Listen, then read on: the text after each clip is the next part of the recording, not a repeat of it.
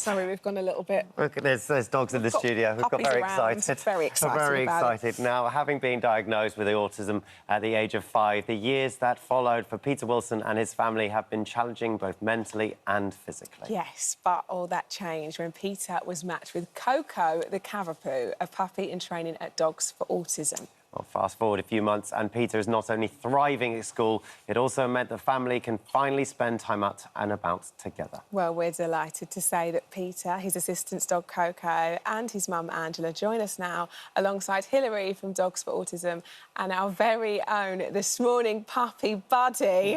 Buddy's here. Oh, my goodness me. It's so good to see you all, and this is, I mean, what has turned out to be such a brilliant story, right? Angela, we'll start with you. Peter was diagnosed with autism when he was 5, but like we hear this a lot, don't we, that it took quite a long time for you to get that diagnosis, didn't it? It did, yeah. It was really quite challenging. So from the age of 2, we'd kind of realised Peter wasn't sitting up on his own, he wasn't walking, wasn't talking, and we're kind of told it's developmental, he'll catch up. But it was quite clear over the years that it wasn't developmental.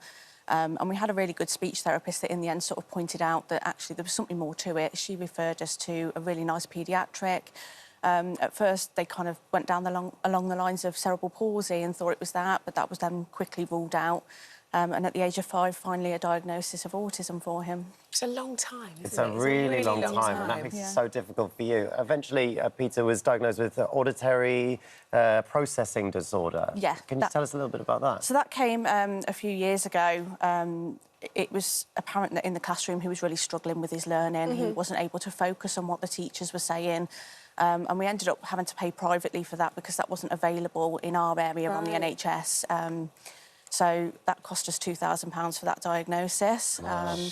But since that, he's had hearing aids, microphones that aid him in school, and he's able to focus now, and his learning's coming on immensely. He's doing so well. Oh, that's He's so proud of how far he's come. So brilliant to hear. So brilliant to hear. When Peter was a lot younger, what was, you know, day-to-day life like? What was it like going out in public and doing sort of, I suppose, quite mundane, normal activities? It wasn't very nice at all. I mean, one experience will come to mind when we took him into the city centre one day, and it was too much. The noise, the smells, the lights, it was really crowded, and he did have a bit of a tantrum on the floor and just decided he wasn't going to move. And I had an elderly couple stand there and just say, why would you bring your child to town if he's so naughty? And that lose kind your of faith in, you know, in people, don't you? It kind of just took me back a little bit, you know, that people saw him as a naughty child and not as a child that just couldn't cope in that situation. So it was a challenge early life, you know. We tended not to go into busy public places because of other people, which is you know, which is horrible. Completely. Absolutely. And you saw the charity Dogs for Autism. You saw it originally, was it on Facebook? It was, through a group that I'm part of, a support group. A parent had posted that their child had got a Dogs for Autism dog, and I hunted them down on Facebook and through websites, and we applied to have a dog for Peter. And that's where lovely Coco comes in. Coco, look at Coco. Peter, Coco has changed your life. Yes. Completely changed your life. Yeah. And I suppose, Peter, for you, but also for the family too, right, Angela? Yeah, absolutely. What does it mean to you to have that support? It means that we can go out as a family, we can go and have long social events, we can go on holiday, we're not worried about Peter's reactions, because as long as he's got her, he's so grounded. I mean, you can see just sat here now, you know, a couple of years ago this wouldn't have been possible at all. She just grounds him, absolutely. You can feel that, can't you? You really, really can. Peter, how does Coco help you? So Coco helps me to like calm down. You know, like, if I'm like a bit upset, I could just like have her on my lap. And like so I could like cuddle with her or something. Yeah. That's amazing. Yeah. And he comes with you to school 3 days a week? Yes, few days. Great. That's great that you can find that sort of, like, that calm. Yeah, absolutely that. That's really great. And you recently gave a talk at your school? Yes, it was like September last year. It was in my English class. And it was like so I was supposed to do like a type of talk to do with like something, like any subject, and I decided to do a PowerPoint about where Coco was like pretty much from, you know, like, from Dogs for Autism charity. So brilliant. Would you say it's safe to say that Coco being in your life has completely changed your life? Yeah, it has, because before, like, I barely spoke in class. You know, I barely answered any questions. Wow. Then when Coco was like with me at that point, I changed. Changed everything. Well, to the point that you're sat here on live national television, live, you know. This isn't, I mean, for you, this just is... We couldn't be prouder as a family. I bet. Honestly, he's just beaming, and it's changed us immensely. Hilary, this is... You're kind of no stranger to seeing the effects of support dogs and how brilliantly they work. Tell us a little bit about what you do and what this really means. Well, we train assistance dogs for people with autism where we feel it can make a big difference in their lives.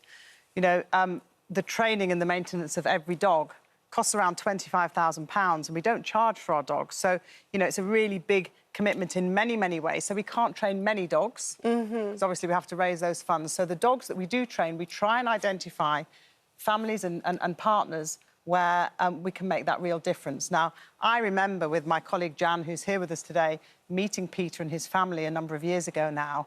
Peter wasn't able to speak to us, he wasn't able to make eye contact, he found it difficult to engage with what was going on. However, we saw these little glimmers when he was with the dog that we took. Very quietly, we just saw we really could make a difference here.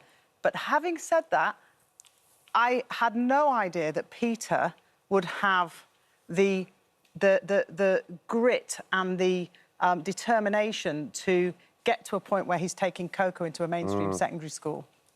I mean, the hours of training work that he's done with his dog and with his professional trainer to get to that point is immense. And they're really sort of flying the flag for other young people to show what's possible. It's not easy, but it's complete. We're so proud of him. Well, it's such a lovely story to really hear. Is. Credit to you and the work that you and your team do. Brilliant stuff. And of course, to Coco.